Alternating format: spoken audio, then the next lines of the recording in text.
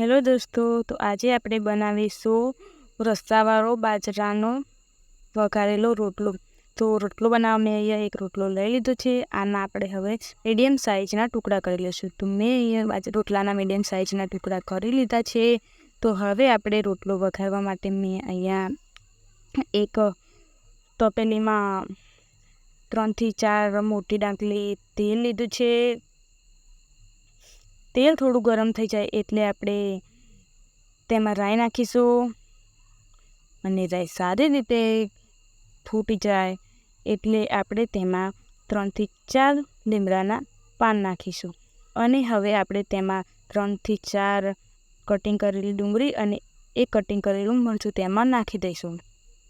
અને આ બધી જ વસ્તુઓને આપણે સારી રીતે મિક્સ કરી લઈશું અને 1 મિનિટ આપણે ચડવા દઈશું. 1 મિનિટ પછી આપણે તેમાં કટિંગ કરેલું એક ટામેટું નાખીશું અને આ બધી વસ્તુઓને પણ આપણે સારી રીતે મિક્સ કરી લઈશું. તો આ 1 મિનિટ સોતે થાય તે પછી આપણે મસાલો કરી લઈશું. તો મસાલામાં આપણે અહીંયા 1 ચમચી લાલ મરચું પાવડર, અડધી ચમચી હળદર પાવડર અને હવે આપણે તેમાં સ્વાદ અનુસાર મીઠું નાખીશું. અને આ બધી જ વસ્તુને આપણે સારી રીતે મિક્સ કરી લઈશું. તો બધી જ વસ્તુઓ આપણી સારી રીતે મિક્સ થઈ ગઈ છે.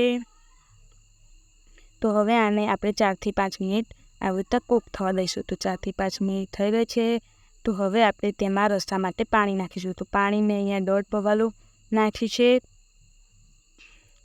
અને હવે આને બધી જ વસ્તુઓને આપણે મિક્સ કરી લઈશું અને પછી આને 1 મિનિટ ઉકળવા દઈશું.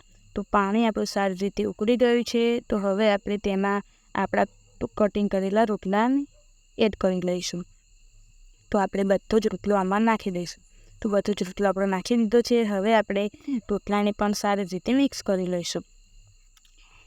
તો આપણો રોટલો સારી રીતે તમે જોઈ શકો છો, આપણો રોટલો સારી રીતે મિક્સ થઈ ગયો છે. તો હવે આપણે તેમાં પનીરનો મસાલો નાખીશું. પનીરનો મસાલો નાખવાથી રોટલાનો સ્વાદ સારો આવે છે એટલા માટે. અને હવે મસાલાને સારી રીતે આપણે મિક્સ કરી લઈશું. તો મસાલો આપણો સારી રીતે બધું મિક્સ થઈ ગયું છે. તો હવે આને ઢાંકીને 1 મિનિટ માટે કૂક થવા દઈશું. તો 1 મિનિટ થઈ ગઈ છે અને આપણો રોટલો સારો સોફ્ટ થઈ ગયો છે અને મીડિયમ એવો જાડો રસો થઈ ગયો છે.